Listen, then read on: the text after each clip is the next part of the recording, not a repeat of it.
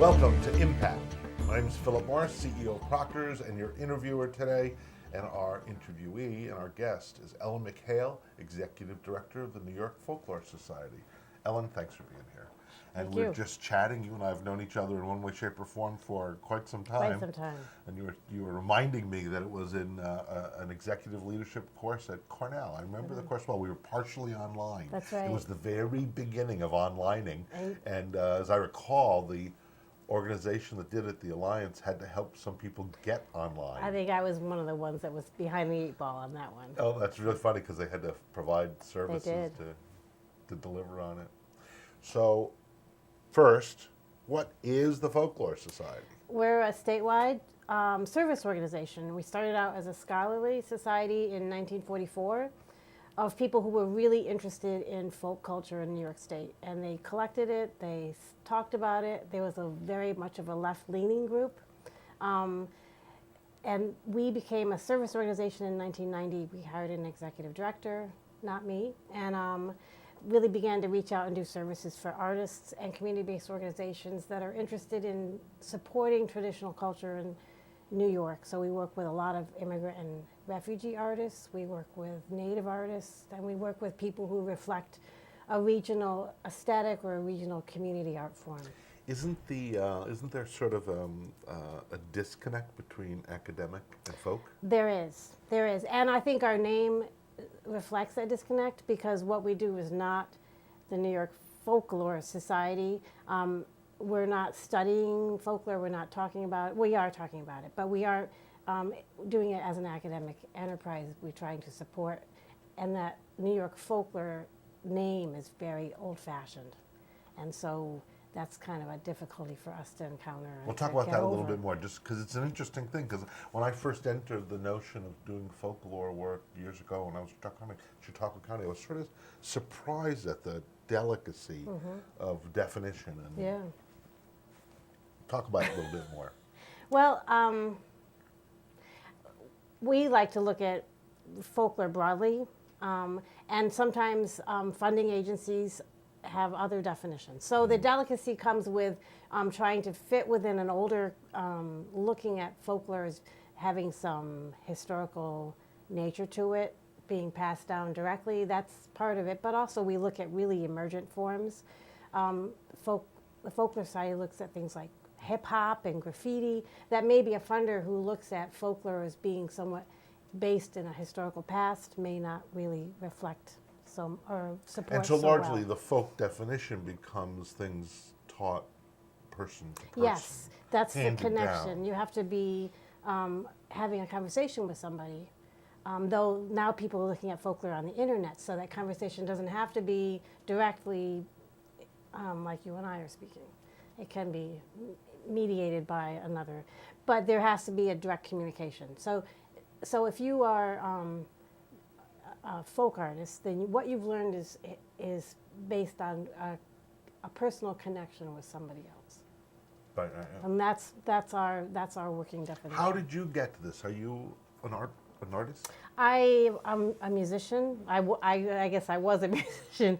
I don't play much anymore, but I came at it as a music person. I studied music in college, and I ended up going to Wesleyan University, not for ethnomusicology, but as a fine art music major, and realized I really liked world music, and so I went that route. And the world music at Wesleyan is renowned. It's top notch. Yeah, I mean, it's really renowned. Yes. Yeah. So you play what? What did you play? Well, I played the classical saxophone. At that point in time, conservatories weren't really taking classical saxophone players. You were a jazz player on the saxophone. So I went in as a piano student. And I ended up taking voice lessons. I studied with Joe Heaney, who was a famous Irish sean-nós singer. And I learned the banjo from Bill Crowfoot, and sort of that's where my connections strayed with classical music. Wow, interesting. So what happened next? So folk music became part of you. Very much part of me. And I realized, though, that as an ethnomusicology student, I wasn't really interested in whether the musical form had a major interval or a minor interval, as an ethnomusicologist, might look more at the musical piece. I was more interested in what the music did for the people who were playing it and performing it, and what it meant to a community. And so I went to folklore because they were music people. Kenny Goldstein was working with repertoire studies and looking at how music engages communities. And so I went to the University of Pennsylvania's folklore department rather than to study straight ethnomusicology. And that's sort of where I ended up. So I went directly from an undergraduate to graduate school. So I was pretty young on the scheme of things. Well, just a little aside, the first vinyl record I ever had as an adult, as a kid, was Addison Crowfoot. And it was fabulous. I still have it actually, and I love the album. He was great. He was a Yeah, Bill was cool. Yeah, and he also had a classical banjo focus, so that sort of appealed to me also. Yeah, very interesting. So, Yeah. would you call yourself an academic now? Come on, because we're going to I get to think the so, fellowship yes. that you got. Yes, I am. I mean, folklorists sort of straddle a fence sometimes. There are a lot of folklorists who are in academia who are not straight teaching. They're working in cultural centers or they're working with students, but they may be in one classroom. So there's a lot. I'm probably on the more public sector side, but yes, I do consider myself an academic. I attend the academic conference for the American Folklore Society, and I presented it, and I feel that I'm in fellowship with those folks. And in music only at this point in your career? No, I all kind over? of went all over the place. Yeah. Because when you work not in academia, and I ended up in an arts world, you do what you have to do to be in a community, and so it's me. That's my first love probably, but I've done all kinds of other things. Looked at all kinds of other genres.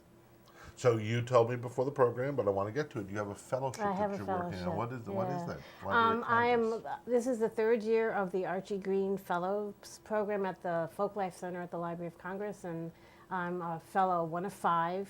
There's 2 of us in New York State, so that's cool this year. It's a fellowship in occupational folklore. And Archie Green was a very left-leaning labor activist who was a folklorist. He collected the folklore of dock workers and miners, and he was the founder of the American Folklife Center at the Library of Congress. He recently passed away, and as an honorific, and to carry on his legacy, they've created this fellowship, which is funded by Congress. And, So what does it mean for you? For me, I've been working at the Saratoga racetrack for probably 10 years. Started out because the Museum of Racing asked me to just gather some information about what life was like in the backstretch so that their education department could incorporate that into their backstretch tours. And I got hooked in the environment, so I've been going back for 10 years. So partly on my own steam. So the fellowship is to document people who work in the backside of the racetrack, oral history interviews for the most part, with trainers, hot walkers, grooms, exercise riders. Those are the groups of people and Many of whom are immigrants. Many of whom are immigrants, Spanish speaking. Some there's illegal, a fair, probably. Probably, though I Right. don't That's not address of that interest. issue. Yeah, a large Irish contingent, some British Isles folks, some people from France. So there's a real mixture. It is African American is sort of the base of where a lot of people came from So originally. interesting how that part of the track needs support. I mean, there's inadequate living conditions. Yes. Though what you see at Saratoga is really temporary. So people have bases other places, and they come up and they have to be housed. And the pay structure is such that people aren't paid to be able to afford rents in Saratoga, for example. So yeah, it's a tenuous existence. It's a close-knit, very close-knit community. Out of that work, what 2 or 3 compelling things have you seen, observed? Well, I mean, if you were to summarize 2 or 3 observations. What would they be? Well, the first one, which comes immediately to mind, is just a real pride of work. That no matter what level, because I guess in a way those are different. The different jobs have sort of status and strata within that world. No matter who you are, you're very proud of what you're doing. And one of the things that one groom said to me early on, before even this fellowship, was that, people come to Saratoga and they look at the horse, and they're all about the horse, they're all looking.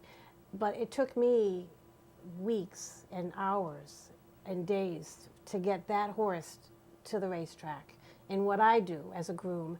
And I'm on the end of that lead line holding that horse, and no one's looking at me. So that, in a way, is my goal as for this Archie Green Fellowship, is to say, these are the folks who are really working hard. I mean, their life is hard, and they start work at 4:30 in the morning. So but they're very proud of what they're doing, and they're working very hard. Do you have another observation that you might make? Yes, once you're there, you stay there. So I find that fascinating. That I'll talk to a trainer who maybe is very well known and successful as a trainer, and you find out he started out, or she started out, what they call walking the hots, being a hot walker, and they've stayed. And even if when you reach retirement, you can often find a place for yourself. So I've interviewed folks who've had 8 different roles at the racetrack. They've started out walking the hots, and they've moved all over the place, sometimes up and sometimes down in the stratosphere or whatever. Do you think part of that is Saratoga, or is that the industry? No, it's the industry, because I've gone to, now because of this Archie Green Fellowship, I can move beyond Saratoga. So I've been to Louisiana, I've been to Florida, I've been to Kentucky, I'm going to New Jersey soon, I've been to Belmont. So it's the industry, and everybody knows each other. If you say, oh, I knew so-and-so, they'll say, oh, I knew so-and-so. Well, that's sort of our world too, right? Yeah. In the arts administration world, we all It is. have known each other, and we can, say, oh, I remember when. That's Just right. like we That's started right. this interview At with. Cornell. Kind of funny. I can't help but ask, are you doing photographs too? It I seems am. such a compelling subject for photographs. I am. I'm not much of a photographer, but I'm getting better. And everything has to be digital with the Library of Congress. So that's been kind of fun, because after working in analog for so many years, because of the cost of digital, now I was able to purchase really nice equipment. And I have a digital camera. So yes, I am doing some photography as I can. Yeah, because the portraiture of people working in that business, things I've seen are spectacular opportunities for portraiture. Yeah, and other people probably have a better eye than I do, but I have some nice shots. Oh, well, that's fabulous. And the end of your fellowship will mean what? A kind of report, a book? Well, I have a book contract, so I have to really get myself moving on that one. Finding the time is difficult. I have to do a presentation at the library at some point. And that's sort of the only stipulation, besides the fact that they own my interviews. I own the intellectual property, but they're theirs. So that's the agreement. You provide them your work, and then you come down and do a lecture. I have a book contract, so that's my own thing. And I have an exhibit that I've been funded through that will be a traveling exhibit next year. Well, we would be honored to have you do a lecture and have your exhibit here. So That would be great. if that would work within the context of what's going on at the Library of Congress, count on it. Sure. It would be fabulous. That'd be nice. Thank you. Thank you, Ellen. Sure. This is Philip Morris at MPACT. Thank you for joining us with Ellen McHale, the Executive Director of the New York Folklore Society, and quite an academic fellow. Thank you for joining us.